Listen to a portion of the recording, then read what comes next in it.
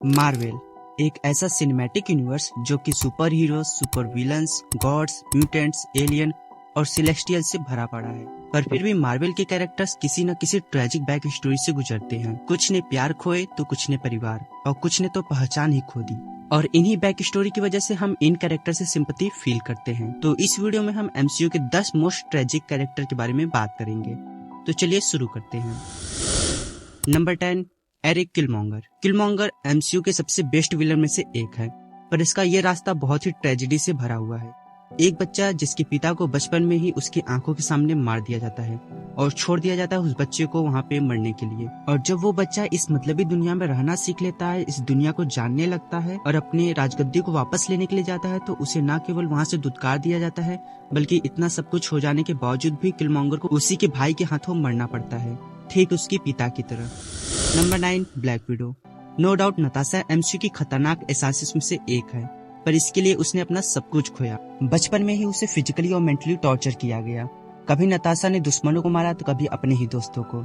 जहाँ पर ये सब कुछ कम था तो नताशा से उसकी माँ बनने की शक्ति भी छीन ली गई ताकि वो अपने हर मिशन में सक्सेसफुल हो सके। पर एट द एंड उसने अपने आप को भी सेक्रीफाइस कर दिया इस मतलबी दुनिया के लिए और अपनी जिंदगी नर्क से भी बदतर बना दी। Number 8, winter soldier. एक फौजी जिसने अपने बचपन के दोस्त के साथ हाइड्रा के खिलाफ जंग लड़ी और एक मिशन में अपने आप को अधमरा पाया। फिर दुश्मनों ने न केवल उसे फिजिकली बल्कि मेंटली इतना टॉर्चर किया कि वो अपना पूरा पास्ट भूल गया, जिसे हाइड्रा ने यूज किया मासूम लोगों को मारने के लिए।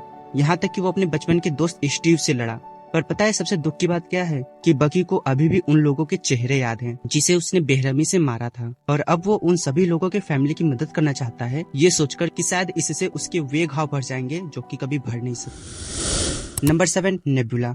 बचपन में ही नेबुला के माता पिता को थैनोस ने मार दिया था और फिर थैनोस ने नेबुला को अपनी बेटी की तरह पाला, तो पर वो प्यार जो कि उसे मिलना चाहिए था वो उसे कभी नहीं मिला। नेबुला ने पूरी कोशिश की अपने पिता की नजर में एक अच्छी बेटी बनने का, पर जब भी थैनोस ने गमोरा और नेबुला की फाइट कराई, हमेशा से गमोरा जीती और हर मैच के बाद नेबुला के बॉडी पार्ट्स को मैकेनिकल पार्ट्स से बदल दिया गया। अंत में नेबुला को अपने पास्ट वर्जन को अपने ही हाथों से मारना पड़ता है। एक बेटी जो अपने पिता को खुश करना चाहती थी, आज वो अपने पिता के लिए गद्दार बन चुकी है। Number 6, Drax the destroyer.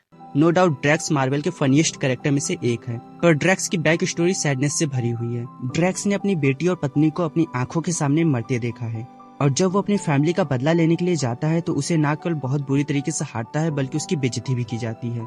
कईयों ने उसके भोलेपन का मजाक भी उड़ाया, पर एट द एंड ड्रैक्स ने उन बच्चों को अपनाया जिनका अपना कोई नहीं था और निकल पड़ा अपने एक नए सफर पर। Number 5, Wanda Maximoff. Wanda MCU के उन कैरेक्टर की लिस्ट में आती है जिसने अपना सब कुछ खोया। बचपन में स्टार्क मिसाइल की वजह से अपने माँ बाप को खो दिया। एक भाई जो कि उसके परिवार का इकलौता सदस्य था, उसे भी गोलियों से छल्ली कर दिया गया। और जब उसने सब कुछ भुलाकर इस बेरहम दुनिया को अपनाकर एक नई शुरुआत करनी चाहिए, तो नीति ने उसके हाथों से ही उसके प्यार को मरवाया, जिसे उसने दोबारा अपनी आंखों के सामने मरते हुए देखा। वांडा ने एक खुशहाल परिवार बनाना चाहा, पर वो भी काल्पनिक था। जिस कल्पना के शीशे पर जब वास्तविकता का पत्थर गया तो वांडा पूरी तरीके से टूट गई और अपने बच्चों को मल्टीवर्स में ढूंढने लगी। पर जब वो बच्चे मिले तो वो भी उसे अपना न सके और एट द एंड इस दुनिया की शांति के लिए वो शायद धरती की गोद में समा गई। Number 4, rocket raccoon. एक प्यारा जानवर जो कि अपने परिवार के साथ खुश था, पर शायद नीतियों के लिए मंजूर नहीं था और इसलिए बचपन में वो अपने परिवार से बिछड़ गया। उसके ऊपर अनगिनत बार प्रयोग हुए, उसे वो बनाया गया जो कि वो कभी नहीं चाहता था। पर इन सब के बावजूद भी उसने दोस्त बनाए, ऐसे दोस्त जो ठीक उसी की तरह थे, पर उन्हें भी उसने अपनी आंखों के सामने मरते हुए देखा, अपने प्यार को अपने हाथों में दम तोड़ते देखा। और जब उसने इस दुनिया की सच्चाई को अपनाया तो उसे मतलबी कहा गया। जब उसने दोबारा दोस्त बनाया तो उसको उसकी भी भारी कीमत चुकानी पड़ी। और अब जो रॉकेट के साथ हुआ है वो और किसी के साथ ना हो, इसलिए वो निकल पड़ा है अपने एक नए सफर पर कुछ नए दोस्तों के साथ। Number 3, Loki the god of mischief. MCU का इकलौता कैरेक्टर जिसे लोगों ने भर भर के प्यार और हेट दोनों दिया।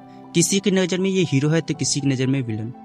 लोकी एक बच्चा था जिसे एक ऐसे इंसान ने पाला जिसके हाथ उसके ही पुरखों के खून से रंगे हुए थे। एक बच्चा जिसका बचपन झूठ से भरा हुआ था। उस बच्चे ने वो पाने की इच्छा जताई जो उसे कभी नहीं मिल सकता था।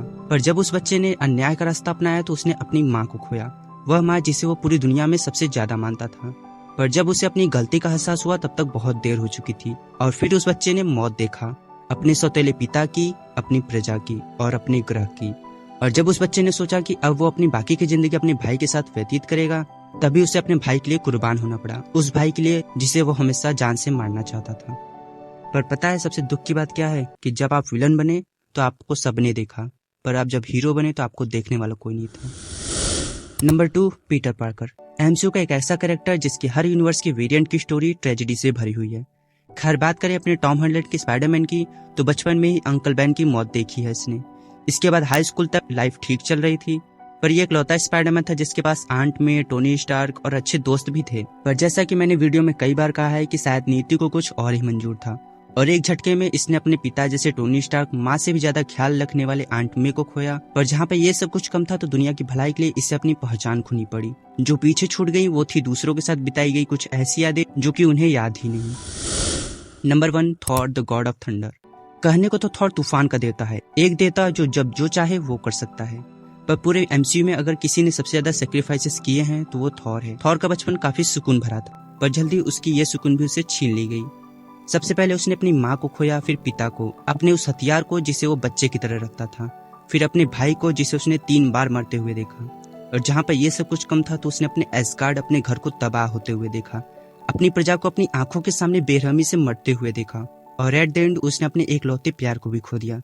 पर पता है कि सबसे दुख की बात क्या है? जब आपको ये पता चले कि आप सबसे ज्यादा वर्दी थे, पर सबसे ज्यादा खोया भी आपने ही।